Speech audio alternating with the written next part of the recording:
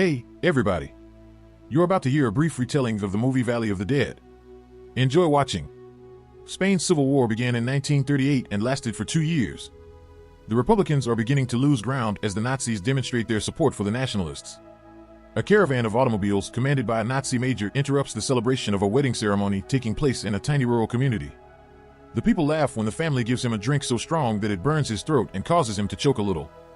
Outraged, the major gives his officers the order to start shooting in order to murder every member of the group. Subsequently, the troops don gas masks and unleash canisters with an eerie blue powder that permeates the town. Captain Jan, meantime, is about to be shot by a firing squad for striking a judge in the head, but his powerful uncle General Lozano intervenes just in time to spare him. Later, at his office, Lozano informs Jan that he needs to send a letter to a location called Alarcos in order to win back the army's favor. It was assigned as a substitute for the death punishment since it is a very risky assignment and is situated on the opposite side of enemy territory. Since Jan is unable of driving, a lad by the name of De Cruz will be his driver. Jan is forced to accept the mission. In addition, he is being penalized for running away from a fight, which made him look cowardly. Jan takes a cigarette with a military comrade who recently lost his hand as they head out before the Nazi major leads him aboard a German train with an odd emblem. After several hours of travel, Jan and De Cruz discover that German soldiers have blocked the path. Jan confronts the leader with his rifle until he lets them pass even though he doesn't want to. Jan observes that the Germans are erecting fences around the region as they leave.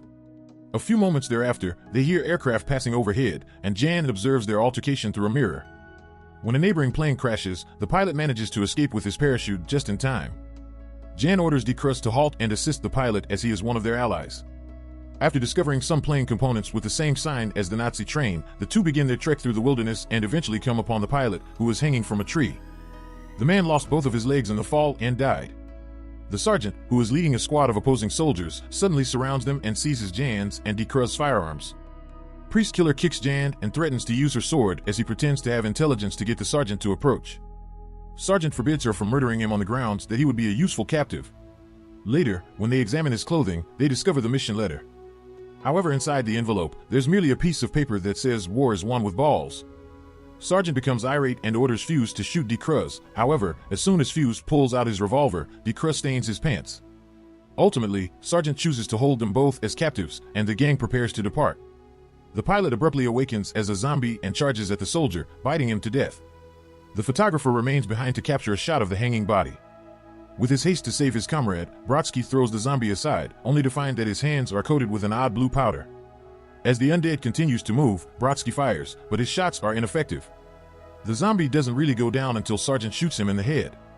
While they are perplexed and consider if the pilot had been possessed, the deceased companion also comes to life and makes an attempt to harm them. When Brodsky throws him to the ground after grabbing his neck and twisting it, they are startled to see their friend is still alive. To end his life permanently, the political commissar shoots him in the head. The gang binds Jan and De Cruz's hands and brings them to their tent after witnessing additional jets go overhead. They are startled to learn it has been assaulted when they get there, and Brodsky finds the same blue powder. Priest Killer discovers the body of a fellow soldier, whose injuries begin to change and eventually cause her to become a zombie. The party retreats as Jan looks around and realizes that all of the dead bodies are beginning to move.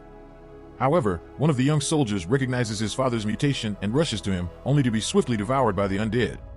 The animals soon start to approach, so the gang starts fire in an attempt to hit them in the head so that the bullets will truly do their job. However, the gang hurries to the coast and escapes on a boat since there are too many of them. The undead attempt to pursue them, but their advance is limited. The sergeant then eventually consents to the cutting of De Cruz and Jan's ropes, but not before punching him to make them even. Despite coming from opposing sides, they decide to cooperate for the time being due to the extraordinary circumstances. They eventually arrive at a different coast, where they proceed to navigate the jungle only to run into additional zombies after concealing the boat with some branches. These quickly launch an attack on the group and appear to be citizens. When Brodsky tries to move De Cruz aside, Priest Killer offers Jan a weapon so he may defend himself, but the zombies attack him instead. Although Brodsky is able to take down a few zombies, one bites his leg, immobilizing him until other zombies surround and take him down.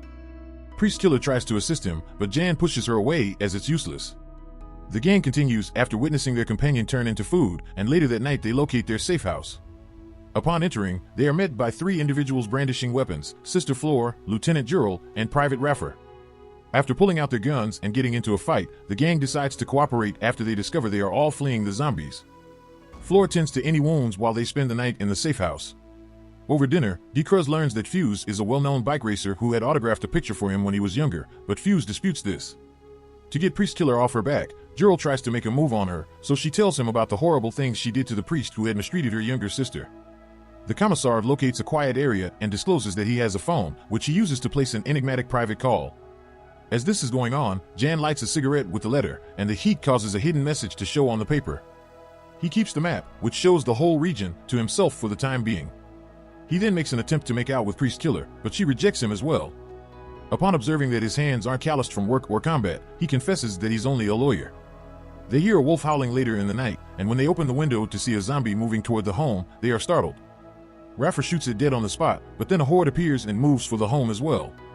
As the gang packs their belongings to go, Priest Killer is grabbed by the zombies through the windows, but she swiftly cuts herself free with her sword.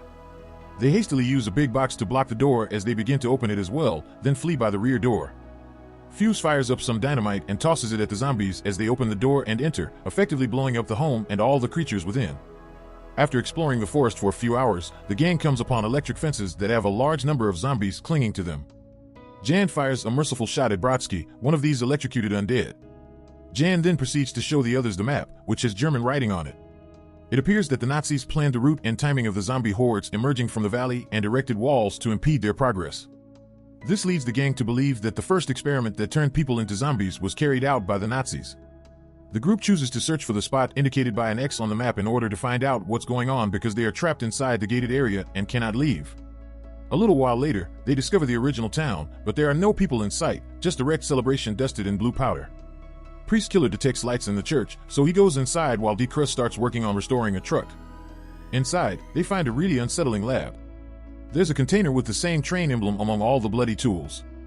They hear a disturbance, and when they look around, they see Anna, the bridal bride, emerging from concealment.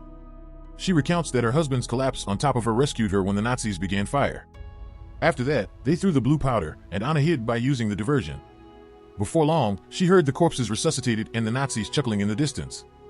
Occasionally, they would apprehend zombies and transport them to the cathedral, where they established a laboratory to conduct experiments on them. Suddenly there was an explosion, the blue powder began to spread, and there were also undead that looked like Nazis. The few survivors made several attempts to flee, but they were never successful. As the group listens to the account, the commissar locates and pilfers all of the experiment-related documentation. They hear the car's engine at that very time, but when the gang tries to get out, the commissar uses his revolver to bar the door. Admitting to having stolen the blue powder's recipe, he says he intends to use it to win the war and to drive out anybody on the other side. Decruz enters the building when Sergeant threatens him, his crew resists, and Commissar kidnaps him. Commissar uses him as a shield and retreats from the church gradually before bringing Decruz back into the group. But before he can fire, a pack of zombies charges at him, ready to devour him. Flor shows them that she knows this chapel right away, shutting the entrance behind them and leading them to the back, where another door conceals a secret subterranean passage. Anna abruptly changes into a zombie and strikes Gerald as the party dashes down the tunnel. While they battle, Anna bites Raffer's foot while the others force her away from him. He throws her out of the way, and Priest Killer shoots her in the head while Gerald holds her down. Raffer's foot is stained crimson, so the others force him to remove his sock and shoe to demonstrate that Anna's fangs did not pierce his skin. They continue fleeing as they hear the zombies getting closer and eventually reach a fence that they shoot open to get away. Flor says she's been bitten and shuts it shut from the inside once everyone has left. After handing Flor a few more shots as a farewell gift, the sergeant shoots as many zombies as he can. Jan suggests visiting the Nazi outpost where he saw the train with the same emblem from the containers in the church, while Decruz rushes back into town to get the vehicle. When the others hesitate to enter enemy land, Jan makes a moving speech about how the zombie virus will also kill people because he believes they will have an antidote. Decruz arrives with the vehicle at that same time, covering up the fact that he has been bitten. They all agree to follow Jan, and early in the morning they arrive at the outpost. Jan approaches the door and nearly gets shot by a guard while the gang shelters. Lozano will let Jan in since he is his nephew, but not the others, as he and the major soon emerge and declare that they already know all that transpired as a result of the commissar's phone conversation. Additionally, he warns that the region will soon be bombed by the higher-ups, but Jar refuses to abandon anybody and returns to his crew. To save his nephew, Lozano tries to postpone the blast, but the major kills him to put an end to his plans. Decruz confesses he was bitten by a zombie concealed in the vehicle and offers to carry an explosion to the gates since the gang doesn't want to die without making a stink first. Before he goes, Fuse says he does recall the day he signed an autograph for him. With a grenade in hand, Decruz approaches the gates, but the guards shoot him. But right away, he transforms into a zombie, allowing the guards to shoot him again till he gets to the gate. Raffer attempts to offer some support with his accurate shooting, but DeCruz is still hit in the head. The front gate blows up and the explosive goes off as he falls. The gang dashes down the tunnel and enters, firing a couple guards before continuing. They soon locate the train, where everyone is preparing to evacuate the outpost in time for the impending bombing. While Fuse and Juro blend in with the throng in an attempt to flee, Jan is determined to discover the antidote. The remaining members of the gang begin to go further within at that point as the Nazis are too busy attempting to combat the zombies that had emerged from the tunnel at that point. When a zombie finds them and attempts to attack, Raffer, who has ascended to the top of the train, shoots him down. Raffer chooses to remain on the train to offer cover as Jan, Sergeant, and Priest Killer move forward since the chamber has turned into a violent carnage. They shoot everybody who is in their way because they're constantly running into zombies. When his ammunition runs out while fighting zombies nearby, Juro considers using his fists. After firing a few shots to rescue him as well, Raffer is abruptly pulled down by another zombie.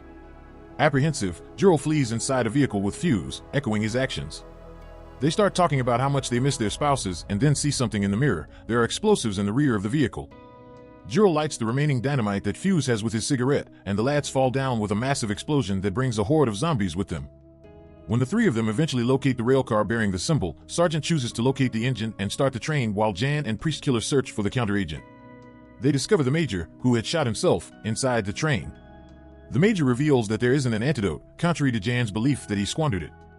He excitedly acknowledges that he made the powder and becomes delighted as his body begins to change, but Priest Killer shoots him in the head right away. The zombies begin beating on the door at that point, and when Jan pulls back, he discovers a chained zombie biting his hand from behind a curtain. Priest Killer doesn't waste any time in taking out the zombie and amputating Jan's hand to stop him from changing. The hand changes as soon as it hits the ground. Jan and Priest Killer seek refuge inside a tiny compartment when the zombies successfully unlock the door and enter. Sergeant starts the train at the engine and soon finds himself surrounded by undead. He fires a few shots, then uses the final one to self-destruct and keep from turning into a zombie as well. The train emerges from the tunnel, and just as Jan and Priest Killer are sharing a kiss, a number of planes finally bomb the area, eliminating every zombie. Raffer wakes up a short while later and is shocked to discover the train has safely left the region. The compartment's security has also kept Jan and Priest Killer safe. When they finally get off the train, Jan invites Priest Killer to accompany him, but she declines and decides to travel to France in her place. She declines to give Jan her name as she heads out. The hand of a dead soldier moves back on the train.